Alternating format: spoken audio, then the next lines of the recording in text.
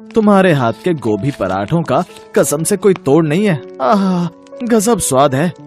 हाँ भाई, ये बात तो तुमने बिल्कुल सही कही। मतलब अम्मा के हाथ के गोभी के पराठे और चाय, बस इसके बाद फिर और क्या चाहिए। अरे सब आप लोगों का प्यार है भैया जी। और दूं क्या पराठे? और क्या अम्मा, अरे एक पराठे में हमारा कुछ होने वाला है क्या? ललिता के ठेले पर आए उस ग्राहक की बात सुनकर ललिता के चेहरे पर मुस्कुराहट आ गई। असल में ललिता कई दिनों के बाद हंसी थी। जिंदगी ने उसे बहुत दुख दिया था, लेकिन फिर भी उसने हिम्मत नहीं हारी और फिर अगले दिन। अरे अम्मा क्या बात है, आज तो कुछ और ही स्वाद आ रहा है पराठों में। कुछ अलग किया है क्या? ना भैया, सब कुछ वैसा ही तो है। हाँ, आज तो पराठे और भी बढ़िया लग रहे हैं। बताओ ना अम्मा, कुछ तो अलग बात है आज। अरे कुछ नहीं भैया, ये जो पराठे आप लोग खा रहे हैं ना, ये बिल्कुल ताजी गोभी से बने हैं। आज सुबह ही अपने खेत से गोभी तोड़कर लाई हूँ। तो ये बात है। सच है, ताजी सब्जी का स्वाद ही कुछ और होता है। देखो क्या गजब के लग रहे हैं पराठे। हाँ भैया, ये तो है। अच्छा अम्मा, चलते हैं। ये बताओ कितने पैसे हुए? आपके 4 पराठे हुए तो आप बस 80 रुपए दे दो। सही है अम्मा, केवल 80 रुपए में 2 लोगों के पेट और मन दोनों भर गए। और क्या चाहिए? ये लो आपके पैसे। ठीक है अम्मा, राम राम। राम राम भैया, राम राम। वो दोनों ललिता को नमस्ते करके आगे बढ़ गए। ललिता उन दोनों को जाते हुए देख रही थी। उन दोनों लड़कों को जाते हुए देखकर ललिता को अपने बेटों की याद आ गई। ललिता आज बिल्कुल अकेली थी, लेकिन कभी उसका भी भरा पूरा परिवार था। मगर एक सड़क हादसे में ललिता के पति और उसके दोनों जवान बेटों की मौत हो गई थी। तभी से ललिता अपना पेट पालने के लिए गोभी के पराठे बनाने लगी। उसके दोनों बेटे हमेशा उससे कहते थे कि वो गोभी के पराठे बहुत अच्छे बनाती है। जब भी उसके बेटे की उम्र के लड़के उसके ठेले पर पराठे खाने आते और उसके पराठों की तारीफ करते, तो उसे ऐसा लगता जैसे उसके बेटे ही पराठे खाकर उसकी तारीफ कर रहे हो। फिर एक दिन, अम्मा आज पराठे खा नहीं पाऊंगा, तुम एक काम करो, जल्दी से पराठे बनाकर पैक कर दो, मैं घर जाकर खाऊंगा। हाँ अम्मा, मेरे लिए भी 2 पराठे पैक कर देना। ललिता उन दोनों लड़कों के लिए जल्दी जल्दी पराठे बनाने लगी। तभी उसने देखा कि 5-6 साल का एक लड़का लगातार उसके ठेले को देख रहा है। ललिता ने उसे देखा और पराठे बनाने में लग गई। ऐसे ही 2 घंटे बीत गए। वो बच्चा ठेले को देखता रहा। तब ललिता उसके पास गई। क्या हुआ लल्ला, तुम इतनी देर से यहाँ क्यों बैठे हो? आंटी, मैं खो गया हूँ। हैं? खो गए हो? अब कहाँ रहते हो तुम? नाम क्या है तुम्हारा? मैं अपने घर में रहता हूँ, मेरा नाम आरव है। अरे कोई मोहल्ला, बिल्डिंग कुछ तो होगी ना? वो तो मुझे नहीं पता, मैं तो स्कूल के बाहर अपने पापा का इंतजार कर रहा था। तभी वहाँ से बहुत सारे लोग निकले जो बाजा बजा रहे थे। मैं उनके साथ चलता गया और यहाँ पहुँच गया। अब मुझे रास्ता समझ नहीं आ रहा, कहाँ जाऊँ? अच्छा, अब समझी। तो तू प्रभात फेरी वालों के साथ आ गया। तूने कुछ खाया? नहीं आंटी, मुझे बहुत भूख लगी है। पराठे खाएगा गोभी के? पर मेरे पास पैसे नहीं है आंटी। पैसे किसने मांगे तुझसे? चल आजा पराठे खा ले और मुझे अपना आई कार्ड दे, उसमें जरूर कोई ना कोई नंबर लिखा होगा। ललिता ने झट से आरव के लिए गोभी के पराठे बनाए। बेचारा भूखा बच्चा बहुत ही चाव से पराठे खाने लगा। एक तो भूख और ऊपर से इतने स्वादिष्ट पराठे खाकर आरव के चेहरे पर मुस्कान आ गई। तभी ललिता ने अपने मोबाइल से उसके स्कूल के नंबर पर कॉल करके बताया कि आरव उसके साथ है। कुछ देर बाद एक बड़ी सी गाड़ी उसके ठेले के पास आई और फिर, आंटी ये मेरे पापा की गाड़ी है, आप ही ने स्कूल में फोन किया था।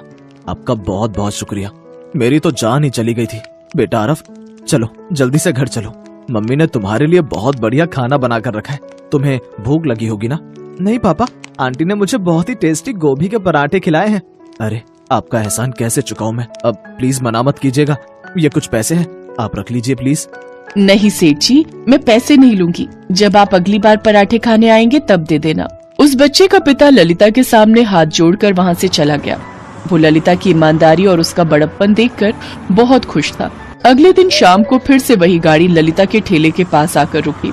इस बार आरव के साथ उसके माता पिता दोनों थे। उन दोनों ने ललिता के ठेले पर जी भरकर गोभी के पराठे खाए। अब समझ में आया कि आपके ठेले पर इतनी भीड़ क्यों रहती है और आरव क्यों आपके पास आने की इतनी जिद कर रहा था।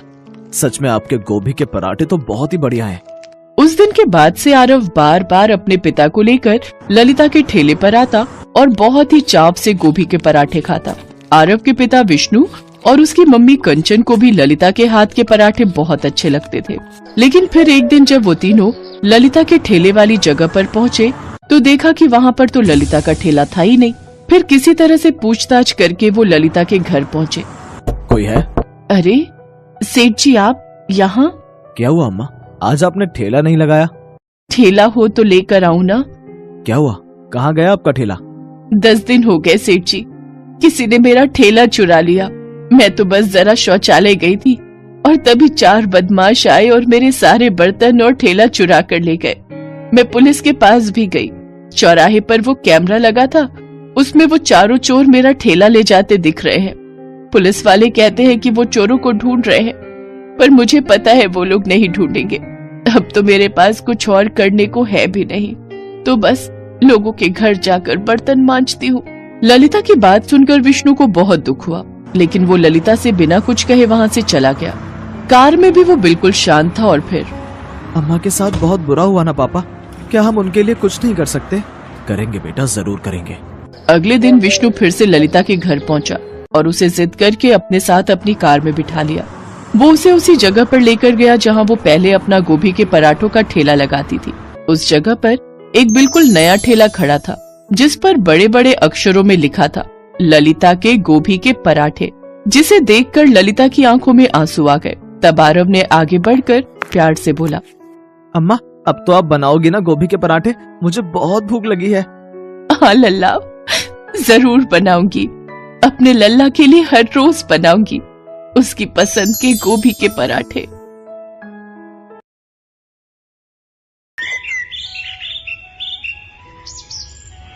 माधोपुर गांव में संदीप नाम का एक व्यक्ति अपनी पत्नी अंजू के साथ एक बड़े से घर में रहता था।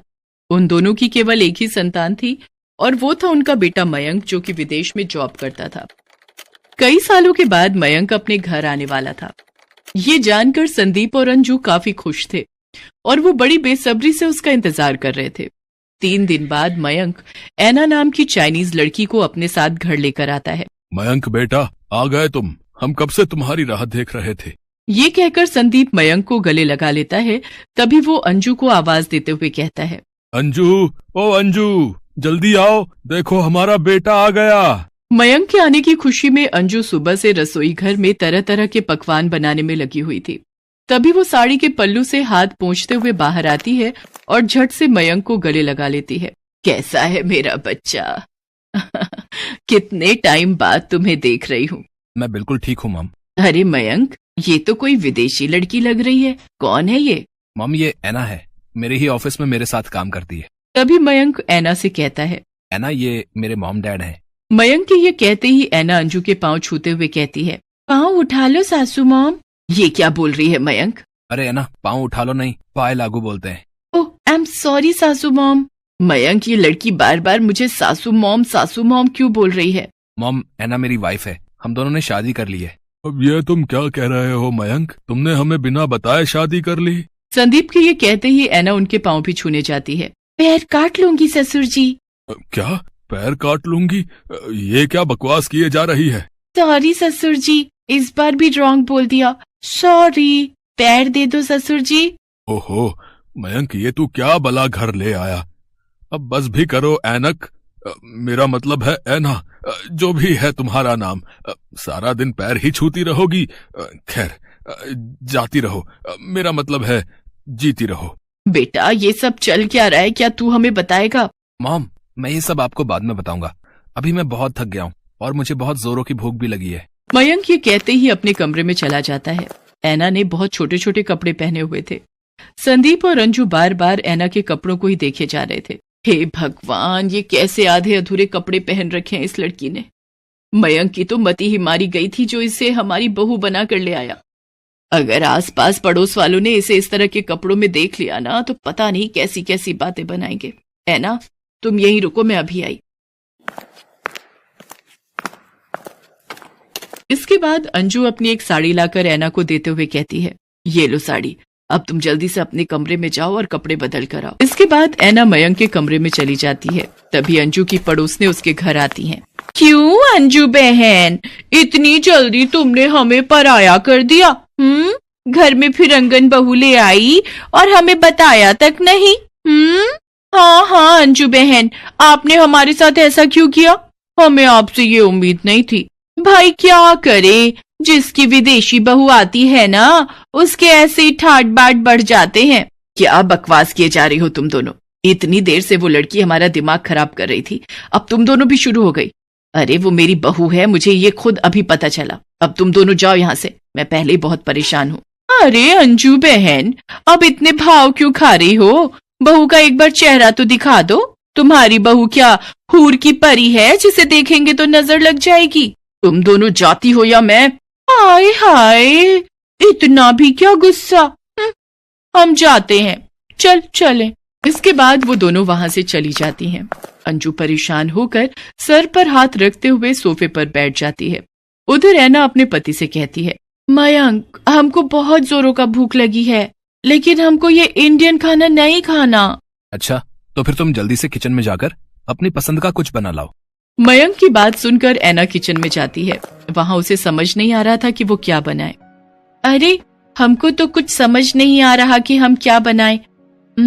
हमको तो ये भी नहीं पता कि ये कौन सी सब्जी है। क्या बनाऊं? हमको तो बहुत जोरों का भूख भी लगा है। तभी ऐना को रसोई की दीवार पर 2 छिपकली दिखती है। अरे वाह, मिल गया हमको खाना, अब तो हम इन्हीं को खाएगा। ऐना बगल में रखे लकड़ी के स्टूल पर चढ़ जाती है और हाथ से दोनों छिपकलियों को पकड़ने लगती है। तभी अंजू रसोई में आ जाती है। वो जैसे ही ऐना को छिपकली पकड़ते देखती है, वो जोर से चिल्ला पड़ती है, बाप रे बाप, हे राम, ये क्या कर रही हो बहू तुम? अंजू के चिल्लाने की आवाज सुनते ही मयंक और संदीप भी किचन में आ जाते हैं। उधर ऐना भी अपने दोनों हाथों में छिपकली पकड़ लेती है। क्या हुआ मॉम, आप इतनी जोर से क्यों चिल्लाई? Everything is all right? हाँ भाई, ऐसा भी क्या हो गया? क्यों इतना शोर मचा रखा है? अरे वो देखो, उस ऐना ने क्या पकड़ रखा है। तभी संदीप और मोहित ऐना की ओर देखते हैं। उसने अपने दोनों हाथों में छिपकली पकड़ रखी थी जो बुरी तरह फड़फड़ा रही थी। ये देखकर दोनों की चीखें निकल जाती हैं। हे भगवान, अब इस छिपकली ने, मेरा मतलब है ऐना ने, ये क्या पकड़ लिया? अरे आप सब लोग इतना डरता क्यों है इससे? तुमको पता है इसका तो बहुत ही टेस्टी चटनी बनता है। मैं इसकी चटनी बनाकर आप सबको खिलाऊंगी, फिर देखना आप कैसे अपनी उंगली चाटता रह जाएगा। अब मैं जल्दी से इसकी चटनी बना देती हूँ। संदीप और अंजू लगातार मयंक को घूरते जा रहे थे। तभी वो मयंक को डांटते हुए कहती है, अरे करम जले, कहाँ से उठाकर ले आया इस बला को? और तू मेरी माँ, परेशान कर रखा है हम सबको। ये सब नहीं बनता मेरे घर में, जल्दी से इसको खिड़की से बाहर फेंक दे। आप एक बार खाइए तो सासू मॉम, आपको बहुत पसंद आएगा। मैं तेरे पैर पड़ती हूँ ऐना, प्लीज जल्दी से फेंक दे इसे। अरे कौन सा वो मनहूस समय था मयंक जब तूने मेरी कोख से जन्म लिया। अरे ऐसा दिन देखने से पहले हम मर क्यों नहीं गए? मॉम आप चिंता मत करो, मैं उसे सब अच्छे से समझा दूंगा। चलो ऐना, अपने कमरे में चलो। अपने कमरे में ले जाकर मयंक ऐना को सब कुछ समझाने लगता है, उनके घर का खाना पीना, रहन सहन। उधर अंजू हॉल में सोफे पर बैठकर अपनी किस्मत को कोस रही थी। ना जाने कौन से कर्म किए थे मैंने जिसकी सजा में भुगत रही हूँ। तभी संदीप जोर जोर से हंसने लगता है। कुछ भी कहो, लेकिन बहू बिल्कुल तुम्हारी टक्कर की आई है। बाहर वाले क्या कम थे जो अब आप भी शुरू हो गए? अंजू को उसकी ननद का फोन आता है। अरे कैसी हो भाभी, मैंने ये बताने के लिए फोन किया है कि आज हम पूरा परिवार तुम्हारे घर आ रहे हैं और कुछ दिन वहीं रहेंगे। अरे बाप रे, अगर ये यहाँ आ गई तो इस बहू को देखकर तो खूब मजाक उड़ाएंगे। कुछ देर सोचने के बाद वो कहती है, अरे वो क्या है ना सुमन दीदी, हम 2 हफ्तों के लिए बाहर घूमने जा रहे हैं। मुझे बहुत सारी पैकिंग करनी है, तो मैं फिर आपसे बात करूंगी। तुम कब से झूठ बोलने लग गई अंजू? तो क्या करूं जी, पहले ही इस बहू ने आकर मेरा बीपी बढ़ा दिया है, ऊपर से रिश्तेदार आकर इसका और मजाक उड़ाएंगे। पता नहीं इसके साथ मैं सारा जीवन कैसे रहूंगी। तभी ऐना एक सुंदर सी साड़ी पहने हाथ में चाय का कप लेकर आती है और अंजू से कहती है, सासू मॉम, हम तुम्हारे वास्ते चाय बनाकर लाया। सुनो जी, क्या ये अपनी बहू ऐना ही है? यस सासू माँ, हम आपका बहू ऐना ही है। हमको मयंक ने सब समझा दिया है, यहाँ का रीति रिवाज, खाना पीना, पहनना ओढ़ना।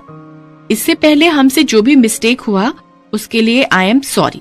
अब से हम आपको शिकायत का एक भी मौका नहीं देगा।